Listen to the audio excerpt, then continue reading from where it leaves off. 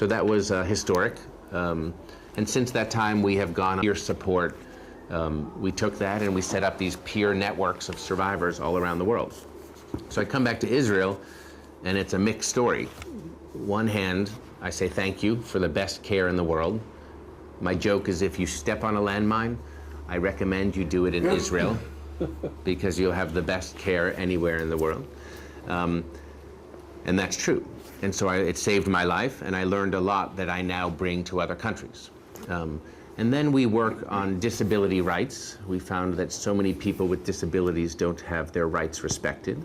So I worked with Tirza Leibowitz, you'll hear from, who is our Director of Advocacy, to create a comprehensive treaty to help on the rights, protect and promote the rights of people with disabilities. And that's 650 million people around the world. את קשורה לנגישות גם או שעוד לא קורה? גם. כן? יש לנו שבוע הבא פגישה איתם. נגישות ישראל? כן. אנחנו רוצים לפתוח את כל האתרים שלנו. We have offices around the world, but we've circled back, as in the last year we changed our name to Survivor Corps, because we help more than just victims of landmines. We help war-affected communities, people rebuild their lives, and reform some laws and policies. So we started in Israel this past year and hired Dion as the country coordinator, and in Washington, D.C., that's where I'm based, and Tirza is based. And we, we're looking at campaigns, as you heard from Dion, that would bring Israelis together, working on good projects. And one of them, it seems to be, is the country ready to, even if it won't join the mine ban treaty, which it won't, and it wants minefields on its borders, will it do other things to demine the non-operational minefields throughout the country? How and in what order? And does the environmental movement here understand that landmines are, toxic, dangerous, lethal military litter? And just like we teach our children, clean up after yourself, we're trying to teach the militaries of the world, clean up after yourself. So that brings us here to check on people who are interested in that way of working. That was a long 10 years where Queen Noor was our patron. Okay. And Jordan was actually one of the first countries in the Middle East to sign the mine ban treaty, and they've done most of their demining already. So we started to look at ways that wherever there's a survivor, we train some survivors in the Palestinian territories. Jordan, we have an office, and we've trained survivors, and now in Israel, and over time, we'd like to sort of, everyone has a special project, I sort of draw it, where you do good work in Palestinian territories, get trust and people who are healing and getting better. In Israel, you have a couple projects on disability rights or demining. People make some progress. In Jordan, same thing. And maybe, Lebanon, Syria, these are all areas where our organization is comfortable working. And then you start connecting the dots, and we find that actually you build a network of people who work together on very specific projects that are constructive. You don't start and say, hi, we want you all to be at peace, and we want you to love each other. That's not a project.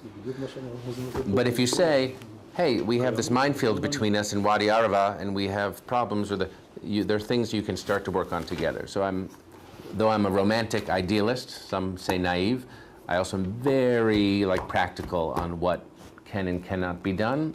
And so when we work in any country, we work to try to bring people together that otherwise didn't play together. Mm-hmm. Very interesting. They all know me. I told you my story, so I work in tourism until now. I was the head of the tourism department in the Golan for almost 11 years. And tourism doesn't go together with mines, so.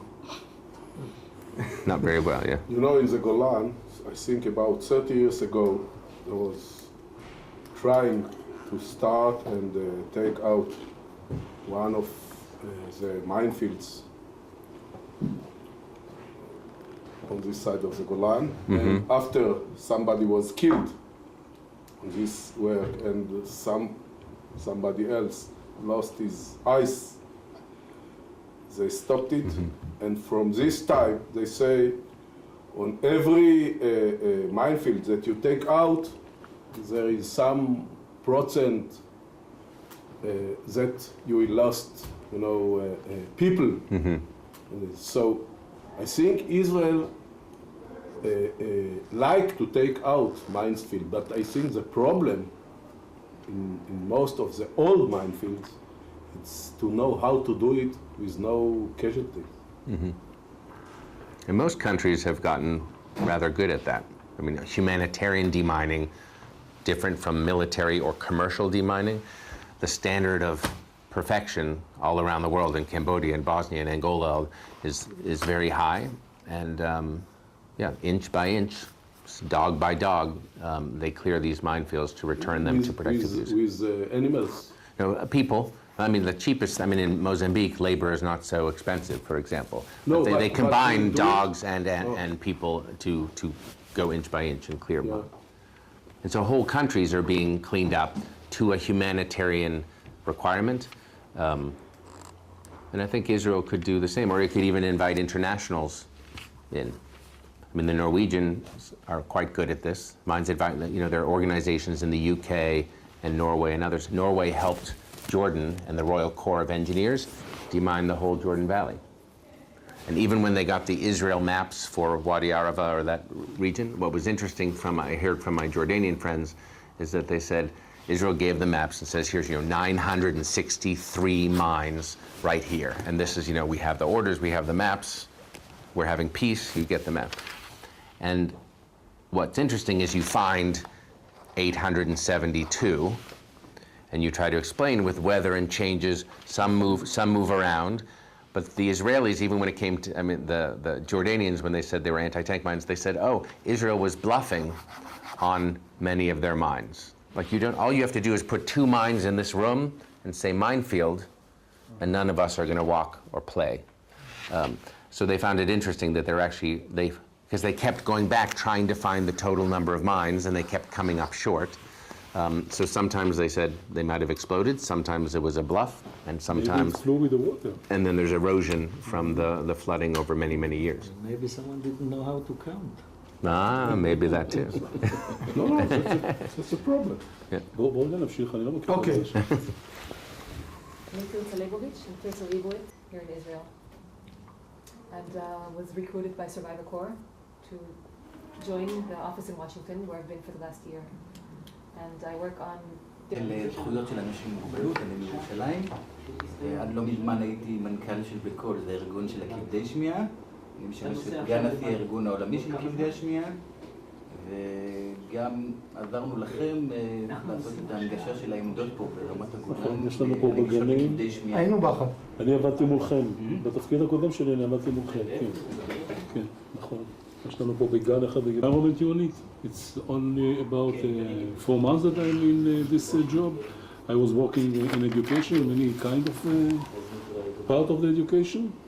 And with my bad English, I'll try to I'll try to explain something that we are very interested in this land, because as far as I have heard from Israel, you are interested not only in mind, even in ecology. So, and I think in this way we can, I'm sure that we can think about something that we'll be able to do together, because I was very, it was very amazing to me to see your 3 circles and talking about every circle and then the connection between those circles. And I'm thinking about the same way about what happened here in our area, because as